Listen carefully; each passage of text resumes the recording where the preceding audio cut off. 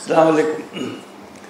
বিশেষ করে যারা দূরে আছেন, আমরা দূর থেকে আপনাদেরকে দেখছি, তাদের সবাইকে আমরা সালাম জানাচ্ছি। আসসালামু আলাইকুম।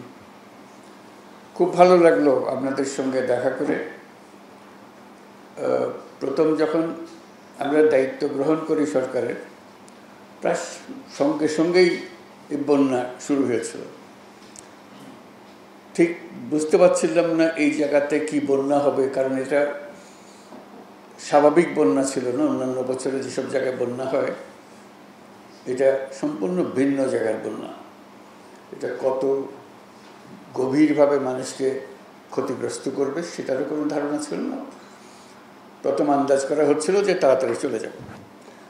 যতই দিন যাচ্ছিল এটা কঠিন হয়ে যাচ্ছিল, বন্যার প্রকোপ বেড়ে যাচ্ছিল। তো সবাই প্রথম ত্রাণ নিয়ে দৌড়াদৌড়ি, তাদের যা আপনাদের সবাইকে রক্ষা করার জন্য দৌড়াদৌড়ি। সারা দেশে সবাই ঝাঁপিয়ে পড়েছিল সাহায্যের জন্য। এটা যে কত বড় বন্যা ছিল এটা বুঝতে পেরেছি বন্যা চলে যাওয়ার অনেক পরে। যে লোকমুখে যখন শুনতে আরম্ভ করলাম ব্যক্তিগতভাবে কীভাবে ক্ষতিগ্রস্ত হয়েছে, আপনারা যারা উপস্থিত আছেন পর্দার অন্যদিকে, যাদেরকে আমরা দেখছি এখানে পর্দাতে, তারা ভুক্তভোগী। সবাই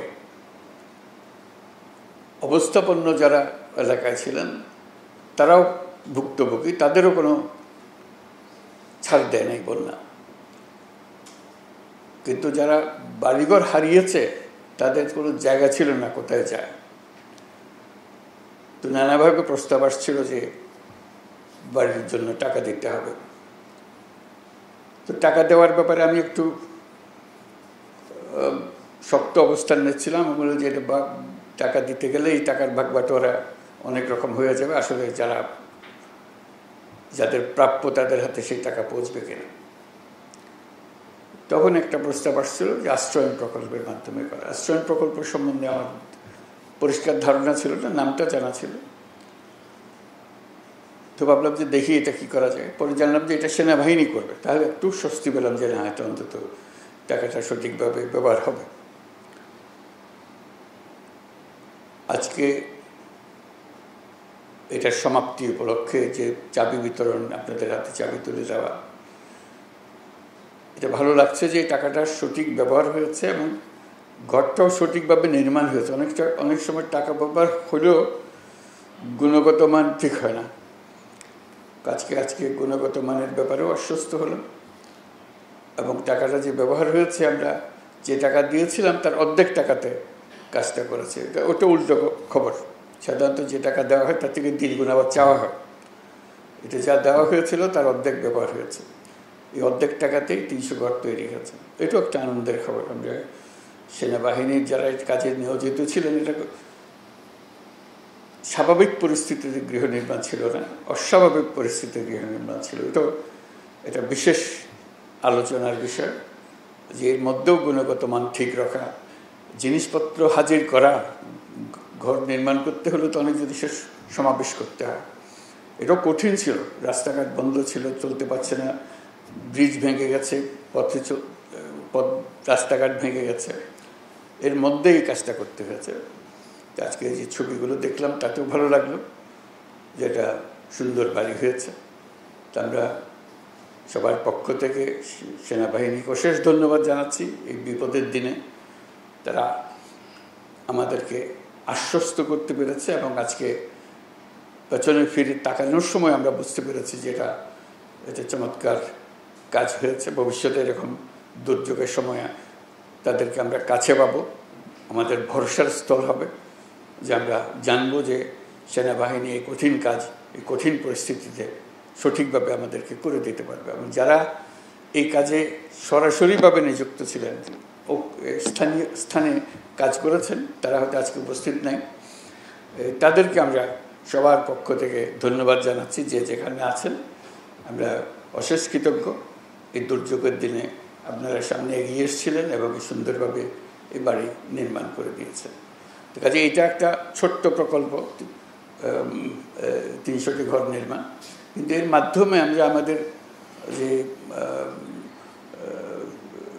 সঠিকভাবে কাজ করার একত্রে কাজ করার, দুর্যোগ মোকাবেলা করার এবং সৎভাবে করার যে দৃষ্টান্ত স্থাপন করলাম, এটা আমাদের সবাইকে উদ্বুদ্ধ করবে। এটা আমাদেরকে বড় লেসেন, আমাদের জন্য বড় প্রাপ্য। সেনাবাহিনীর কাছে আমরা সেটুকু ধন্যবাদ অবশ্যই দেব যে আমাদের এই দৃষ্টান্ত স্থাপন করার জন্য। ফেনী, কুমিল্লা, নোয়াখালী, চট্টগ্রামের বন্যা দুর্গত পরিবারসমূহের পাশে দাঁড়াতে পেরে আমরা সত্যি আনন্দিত। আমি জানি গত বন্যার পর থেকে আপনারা অবর্ণনীয় কষ্টে জীবনযাপন করেছেন। দেশের সরকার হিসেবে এই দুঃসময়ে আমাদের পাশে থাকা, আপনাদের পাশে থাকা আমাদের নৈতিক দায়িত্ব, মানবিক দায়িত্ব ছিল। সেজন্য গত বন্যার ভয়াবহ পরিস্থিতি সামলে ওঠার সাথে সাথেই সরকার আপনাদের জন্য বসতবাড়ি নির্মাণ করে দেওয়ার পরিকল্পনা গ্রহণ করে। এই পরিকল্পনা বাস্তবায়নের জন্য প্রধান উপদেষ্টার কার্যালয়, মুখ্য সচিব, বাংলাদেশ সেনাবাহিনী ও স্থানীয় প্রশাসন নিরলসভাবে পরিশ্রম করেছে। এই জন্য আমি তাদের সবাইকে আন্তরিক ধন্যবাদ জানাচ্ছি। এর মাধ্যমে যারা বাড়ি পেয়েছেন, আজকে যাদেরকে দেখলাম, যারা চাবি গ্রহণ করেছেন বাড়ির, তাদের সবাইকে অভিনন্দন জানাচ্ছি যে আপনাদের এই দুর্দিনে আপনাদের পাশে থাকতে পেরে আমরাও স্বস্তি বোধ করছি যে আমরা আমাদের দায়িত্ব পালন করতে পেরেছি। এই বাড়িটি আপনার একটি অবলম্বন, মাথা গোঁজার একটা জায়গা। এখানে আপনারা পরিবার পরিজন, সন্তান সন্ততি নিয়ে বসবাস করবেন।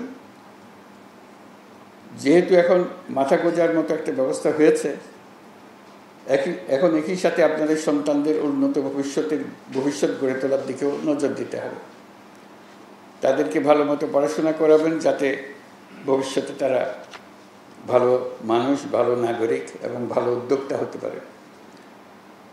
দেশের মানুষ আপনাদের পাশে দাঁড়িয়ে যে সাহস জুগিয়েছে, সেই সাহস সবসময় মনের মধ্যে ধারণ করবেন এবং দেশের মানুষ আপনাদের সঙ্গেই থাকবে। এই সহমর্মিতা দেশের সকল মানুষের মধ্যে এবং সকল প্রজন্মের মধ্যে ছড়িয়ে পড়লেই আমরা একটা সাহসী এবং স্বনির্ভর জাতি হিসেবে গড়ে উঠতে পারব।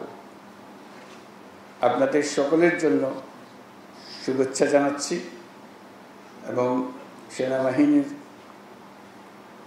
সব কর্মীদের যারা এই কাজে যুক্ত ছিলেন তাদের কাছে বিশেষভাবে কৃতজ্ঞতা জানাচ্ছি।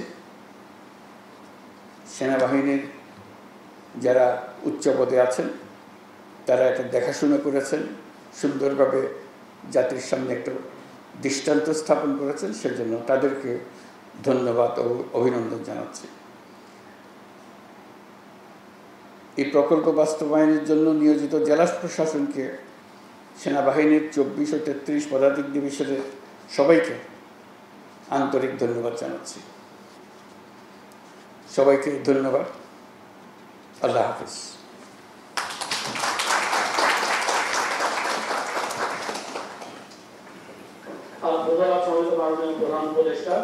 For more updates, follow us on Facebook, subscribe our YouTube channel, get the latest update on www.daily-sun.com.